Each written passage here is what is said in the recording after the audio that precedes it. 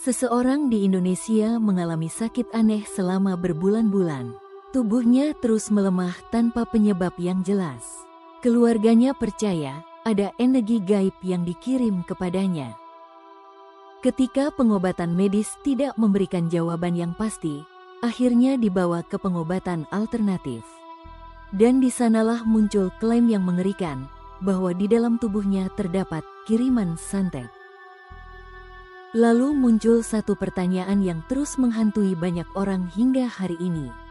Kalau bukan santet, kenapa mereka menderita?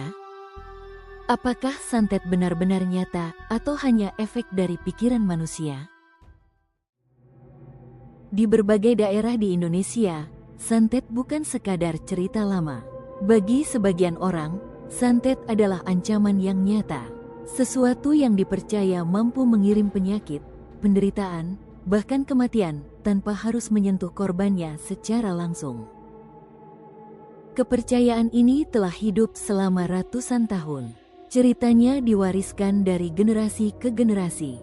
Dari bisikan keluarga, pengalaman tetangga, hingga kisah-kisah yang terus berkembang di masyarakat. Santet sering dikaitkan dengan rasa iri, dendam, atau keinginan untuk menghancurkan seseorang secara diam-diam. Karena itulah, ketakutan terhadap santet tumbuh sangat kuat, terutama ketika seseorang mengalami kejadian yang sulit dijelaskan. Ada orang yang tiba-tiba jatuh sakit tanpa diagnosis yang pasti. Ada yang mengaku hidupnya hancur secara perlahan. Dan ada pula yang percaya bahwa semua itu bukan kebetulan, melainkan hasil dari ilmu hitam yang dikirim oleh seseorang. Ketakutan ini bahkan pernah memicu tragedi nyata. Di akhir tahun 1990-an, muncul gelombang kepanikan besar akibat tuduhan santet yang berujung pada kekerasan dan pembunuhan terhadap orang-orang yang dicurigai sebagai dukun santet. Hal itu menunjukkan satu hal yang mengerikan. Bahkan ketika santet tidak terlihat, rasa takut terhadapnya bisa menjadi sangat nyata. Tuliskan di komentar, apakah di daerah kalian masih ada orang yang percaya dengan santet? Bagi orang-orang yang percaya, santet bukan sekadar mitos. Mereka yakin bahwa pengaruhnya bisa dirasakan secara langsung oleh korban. Banyak cerita yang menggambarkan pola yang hampir serupa. Seseorang tiba-tiba jatuh sakit, tubuhnya melemah dari hari ke hari. Ia sulit tidur, mengalami mimpi buruk berulang, emosinya berubah drastis. Bahkan dalam beberapa kasus, korban merasa seperti terus diawasi oleh sesuatu yang tidak terlihat. Ketika pemeriksaan medis tidak menemukan penyebab yang jelas, keyakinan terhadap santet mulai muncul. Sebagian keluarga kemudian memilih mendatangi pengobatan alternatif. Ritual dilakukan, doa dibacakan, dan terkadang setelah proses itu selesai, korban mengaku merasa jauh lebih baik. Bagi mereka yang percaya, hal itu dianggap sebagai bukti bahwa santet memang nyata. Tidak sedikit pula orang yang percaya bahwa santet bekerja melalui ketakutan. Semakin takut korbannya, semakin besar pengaruh yang dirasakan. Dan di titik itulah, batas antara gangguan gaib dan kondisi psikologis mulai menjadi semakin sulit dibedakan. Jika kalian mengalami kejadian seperti ini, apakah kalian akan percaya bahwa itu santet? Atau mencoba mencari penjelasan lain? Di sisi lain, dunia medis memiliki pandangan yang sangat berbeda. Beberapa dokter dan ahli psikologi percaya bahwa banyak kasus yang dianggap sebagai santet sebenarnya bisa dijelaskan melalui kondisi psikologis dan reaksi tubuh manusia terhadap stres yang ekstrim. Salah satu konsep yang sering dibahas adalah gangguan psikosomatis. Kondisi ini terjadi ketika tekanan mental dan ketakutan yang sangat kuat mulai memengaruhi tubuh secara fisik. Seseorang yang terus-menerus percaya bahwa dirinya terkena santet bisa mengalami gejala yang benar-benar terasa nyata. Tubuh melemah, jantung berdebar, sulit tidur, mual, bahkan rasa sakit yang intens.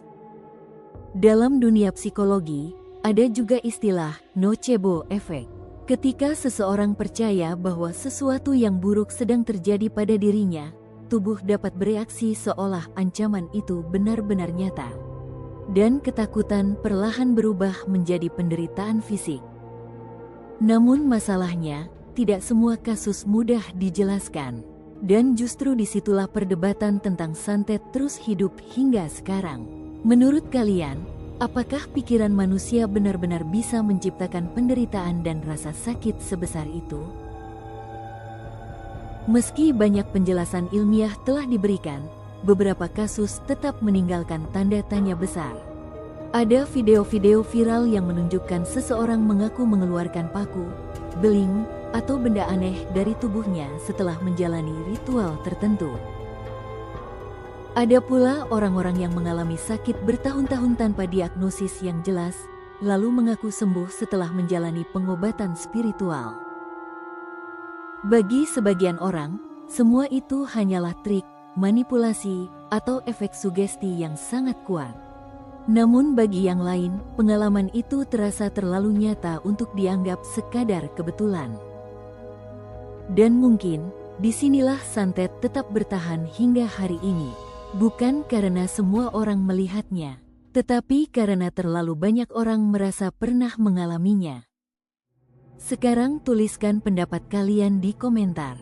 Setelah mendengar semua ini, kalian berada di sisi mistis atau sisi logis? Santet mungkin akan selalu menjadi bagian dari ketakutan manusia terhadap sesuatu yang tidak bisa dilihat. Sebagian orang percaya bahwa itu adalah ilmu hitam yang nyata. Sebagian lainnya yakin bahwa pikiran manusia mampu menciptakan rasa takut yang begitu kuat hingga tubuh ikut menderita karenanya. Namun hingga hari ini, perdebatan itu belum pernah benar-benar selesai. Karena di balik setiap cerita tentang santet, selalu ada seseorang yang merasa hidupnya pernah dihancurkan oleh sesuatu yang tidak mampu ia pahami. Dan mungkin itulah bagian paling mengerikan dari semuanya. Santet mungkin tidak pernah terlihat, tetapi rasa takut manusia terhadapnya bisa menjadi sangat nyata.